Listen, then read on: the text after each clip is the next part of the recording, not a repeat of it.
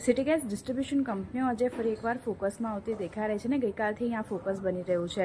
કતારે natural ગેસના ઉત્પાદન પર સંપૂર્ણ રીતે પ્રતિબંધ લગાવ્યો છે અને યુએસ ઇરાન યુદ્ધને કારણે આ નિર્ણય જે છે તે અહીંયાથી લેવામાં આવ્યું છે અને ઉત્પાદન પર ખાસ કરીને અસર થઈ છે, એટલે ઉત્પાદન બંધ કરવાનો નિર્ણય જે છે ત્યાંથી લેવામાં આવ્યો છે. હવે ગુજરાત ગેસની જો આપણે ખાસ કરીને વાત કરી લઈએ તો ઇન્ડસ્ટ્રીયલ ગ્રાહકોને ગેસ સપ્લાયમાં તકલીફ પર ખાસ કરીને તેમણે નોટિસ આપી દીધી છે.